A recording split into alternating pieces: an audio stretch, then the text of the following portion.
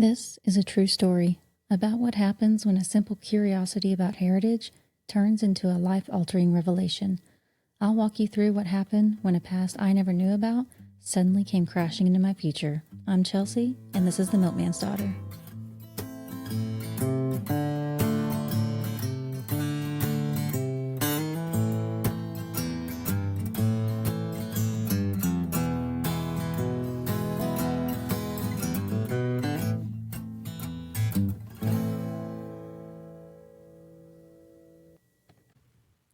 After my phone call with twin number one confirmed what I needed to know, that his identical twin brother was my biological father, I thought maybe the hardest part was over. But I was wrong. Because not long after that call, I got a message. A reply to the DM I had sent. It was twin number two's wife. And she simply said, "Are you working with a search angel?" I had no idea what that meant. So, of course, I Googled it. And I found out that a search angel is someone who helps adoptees or people with unknown parentage track down their biological families. Volunteers. Sleuthers for the lost and curious. I remember thinking, how had I never heard of this before? I was emotionally maxed out. This all unfolded so fast. Less than 24 hours earlier, I didn't know who my father was for sure. Now I had his name, and the realization that I might be a secret no one wanted to acknowledge. She ended up sending me a phone number to who she claimed was her search angel, and I remember thinking, who has their own search angel? I didn't know what that meant, but I also figured, what's one more call? This entire time I'd been flying solo, rogue detective. But maybe now I could have some help. My name is Susan Barrett, and I am a search angel. Can you explain what a search angel is? Well, we're called search angels because we don't charge. It's just a passion of mine. I got involved in a personal family search many years ago, and I just developed the skills to be able to help people reunite with biological families. So to me, it's just bringing peace and truth to families, and I'm hoping that that ends up bringing them peace.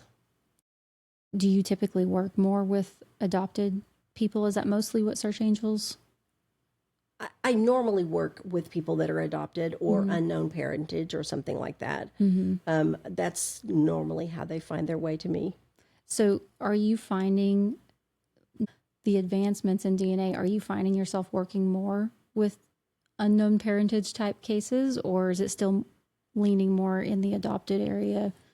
It's more in the adopted area or locating a sibling, you know, because a lot of people will find out that their mother gave up or their father gave up, you know, a child. Yeah. And Oklahoma developed a birth index about 7 to 10 years ago. Before that, we couldn't help them at all, but we have a birth index that lists all the males and all the females born in a certain county on a certain day. The big counties, there's about 20 a day. Wow. You really, really need to have the actual date of birth. Right. So I do a lot of that, sibling searches, because people find out, you know, when their birth parent or when their own parent has said, you know, I need to tell you something, I gave up a child. And it brings so much peace to that parent if they're still alive and they're wanting to know that. You know, it just brings them, they've been living with that. So how is your process when you work with people? Are you typically the one reaching out, or is that, do you just give advice on how to reach out? We prefer that the person searching reach out. Because if they talk to a possible, say, birth mother, that may be the only time they hear their voice. You know, if they're talking to a possible birth father, then that may be the only time they hear their voice. Some people just can't do it. Yeah. Because they're just too emotional. Yeah. You know, I do that, but only if they can't. Yeah. You know, I prefer that they do it.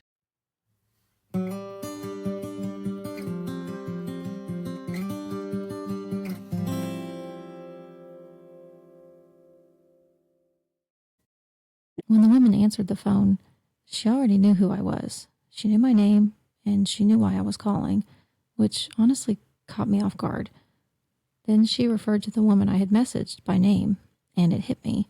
They weren't just connected, they were working together. I barely had time to process anything before she asked if it was okay if she added twin number two's wife to the call. Apparently, they had been texting this whole time. I was starting to feel pretty overwhelmed and more than a little outnumbered. But before I could overthink it, I said, sure, why not? And just like that, I was on the most awkward three-way phone call of my life. I introduced myself to Mrs. Smith, twin number two's wife, possibly my stepmother. Then I dove into the DNA. I explained how I had matched with Landon and a couple of first cousins, built out a tree as best I could, and I'd followed the trail of shared DNA until it led me straight to them. And while I knew that what I was saying was hard to hear, I also knew I was right. I had done my research. I was vigilant. I understood the centimorgans. I understood the implications of identical twin DNA. When the search angel asked how many centimorgans I shared with Landon and I told her, she took a pause and said, wow, that's a lot. So we have the complication of having the identical twins. Can you explain how that makes things confusing with the DNA? Well, with DNA, they've developed a scientific breakdown. I mean, there's actually a program out there that you can go insert the centimorgans in, and it'll say you are either this, or this relationship. But when you have identical twins, it doubles the amount of DNA shared. Yeah. So it doesn't really fit into the program well because you can't put the extracurricular thing in there like, oh, and by the way, they're twins. Right. You can just put the amount of centimorgans in. And in your case, someone showed up that looked centimorgan-wise, looked like a half-brother. But you have an identical twin whose child will also show up as a half-brother. Yes. Because it changes. And so you have to do a little further investigation. Yeah. To find out, as you did. Then you will know. And suddenly she was explaining to Mrs. Smith how the DNA from identical twins complicates everything. And she started to get a little bit excited because she had never run into anything like this before. Mrs. Smith, though, was still skeptical. She had so many questions. But I realized at some point I had said everything I could. I had told the truth that I knew, and what they chose to do with that was going to have to be up to them. So towards the end of the call, the search angel asked me, what is it that I'm looking for? It felt like such an odd question to me because for me, it was simple. I just wanted the truth. I wanted to know where I came from, and I felt like my father deserved the chance to know that I existed. So we ended the call there, and for the first time since this all began, I was really starting to feel some peace. How do you balance giving people hope while also preparing them for difficult scenarios? I do have to explain that there are two sides. Yeah. And it's kind of like a box of chocolates. And that's what I try to tell them. I mean, you can get something really great or you can get something you don't like at all. But you won't know till you reach out. Yeah. So it's really hard for them because they feel that they've been turned away from them, especially if they were given up for adoption. Right. It's hard to have that courage. But, Sure.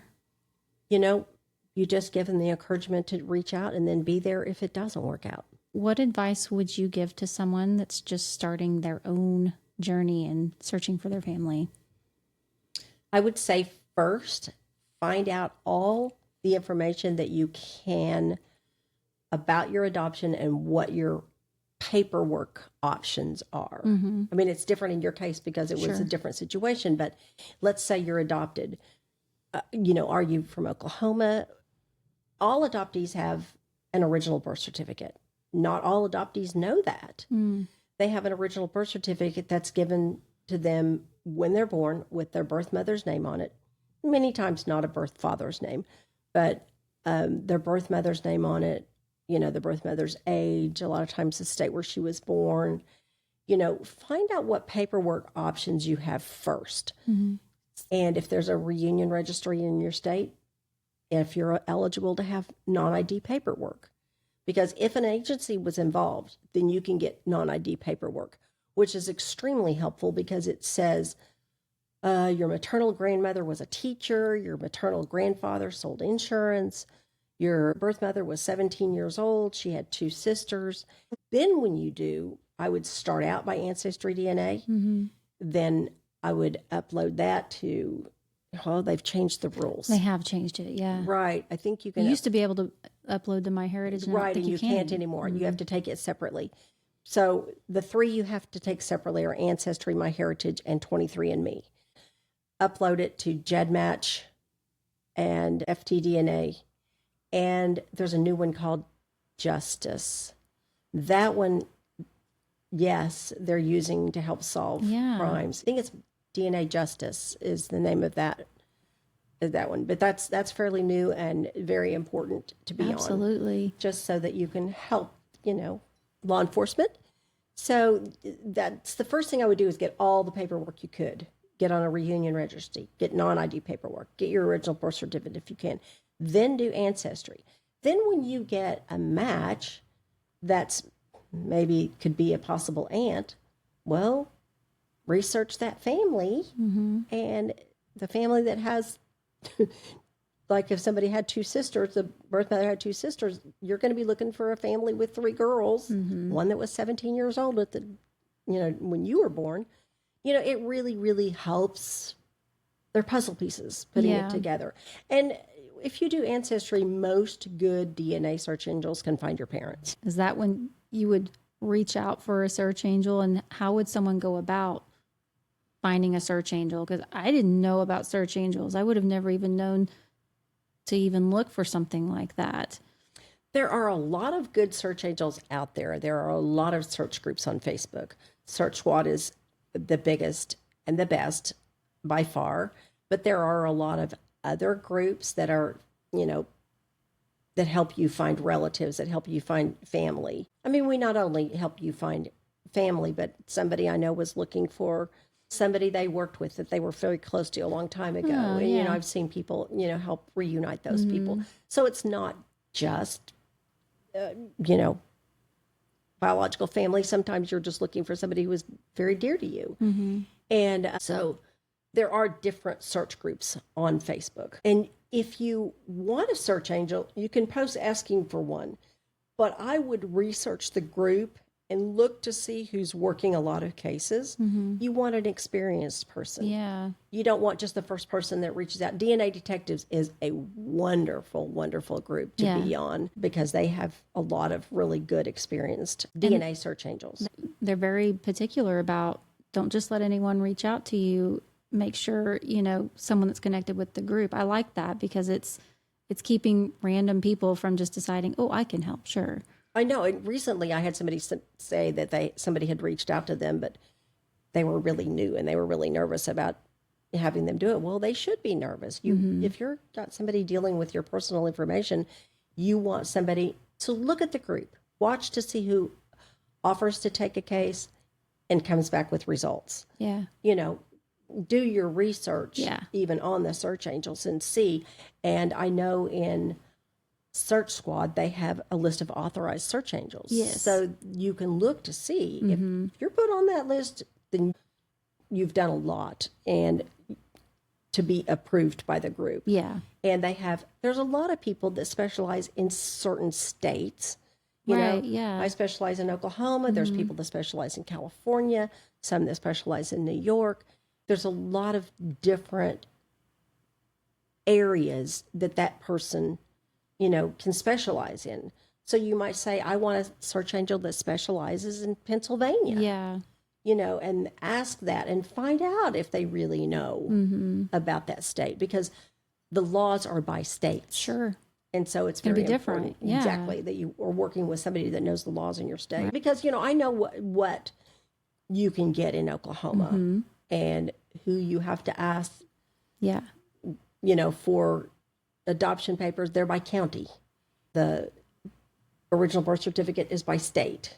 So you could have any judge sign for an original birth certificate in the state. But if you're wanting your adoption records, and what's difficult, if you don't know, you just have to call each county and ask if they have your adoption papers, because there's no way to know if you don't have a copy of them. And because parents could have child been born in Tulsa, but they pick up the child in Oklahoma County. Right. And, if you don't know where your parents signed the papers, you're just going to have to call around from county to county.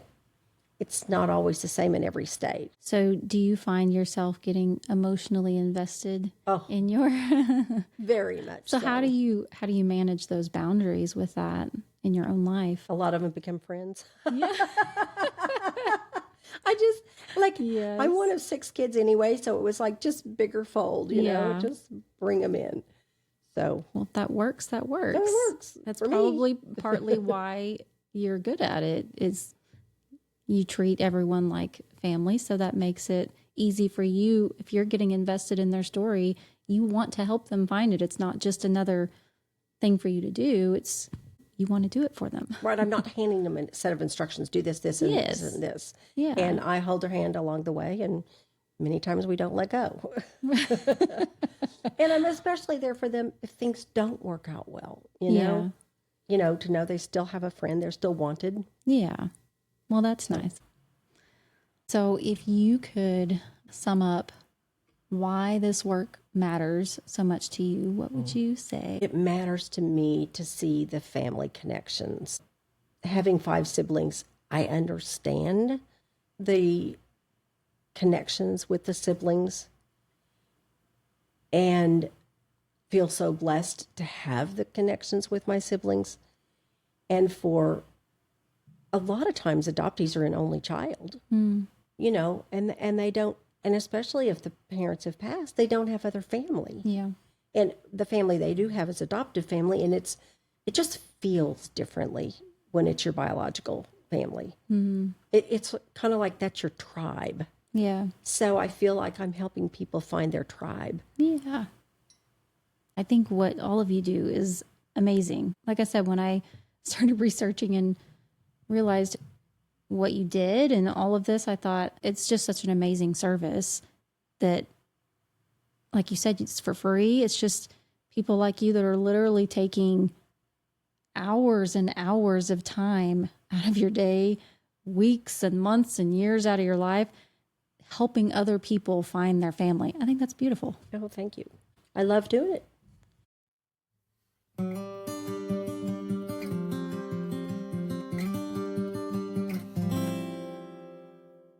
After getting done with that 3-way call, I was honestly looking forward to a break, a complete reset. I thought I'd reached the end of this journey, or at least a long pause. I'd uncovered the truth, I had answers, and now maybe I could start to move forward. But just a few hours later, my phone buzzed. I had a text from an unknown number. Would you be willing to talk? It was him, twin number 2, my biological father. That was not what I expected. Certainly not so soon. I had no idea what kind of conversation we were about to have. Was I going to be interrogated, dismissed, denied, yelled at? I really wasn't sure. But I said yes. When we got on the phone, I barely had a chance to get a word in before he launched into his wife's story. He had explained to me that she had been adopted and later in life had tracked down her birth family with the help of the same search angel I had just spoken to, their connection now making sense to me. Apparently, when she found her birth father, he also had no idea of her existence. I couldn't believe that we shared such a similar story, but the next thing he told me really shook me. Her birth father actually lives just 20 minutes from me, and we had even met once to talk about building our house. The biological father of my stepmother almost built the home that I live in. And as if this story wasn't weird enough already, it still gets weirder. because the next thing he told me was something I hadn't seen coming at all. He had secretly been listening in on the phone call I'd had with his wife and the search angel. And when we got off the phone, she had immediately called them back and confirmed what I already knew. I was his daughter. There was no denying it. After he realized that, he began doing his own internet sleuthing and tried to find some pictures of my mother because, quite frankly, he didn't remember her either. But he told me he found an older photo of her on Facebook, and he did remember her. And he remembered her working at the convenience store that summer because he had remembered that he delivered milk to that store. I stopped him right there and made him repeat that. Are you telling me that you are the milkman? All I could think about was the teasing that I had gotten from my brother and sister over the years about being the milkman's kid. Just your typical sibling ribbing. But the fact that that's actually the truth, they were never going to let me live down the fact that they were right. The milkman and his daughter having the most surreal phone conversation of their lives, trying to figure out what in the world to do with this very strange new reality. I had been mentally prepared for this call to be it, really. One and done, a shock and move on kind of moment, because honestly, that's the best case scenario for these kinds of stories. But over the course of our conversation, I realized something. The milkman wanted to know me. He wanted to see if there was room for a possible relationship, even if it was starting 38 years late. So there I was, at the end of my search, but just the beginning of my journey. A story that's still being played out to this day. After that conversation with my father, I would soon make contact with my new half-brother and my twin cousin. The next few episodes will be conversations with those new family members and getting their perspective on having new family suddenly appear in the middle of your life. Thanks so much for listening to The Milkman's Daughter and being part of this journey with me. If you've got a story of your own you'd like to share, you can email me at milkmansdaughterpod@gmail.com. I'd love to hear from you. And before I go, I'd like to give a big thank you to Michael Stelzer for the beautiful original music you've been hearing throughout the show. It really gives the story its heartbeat.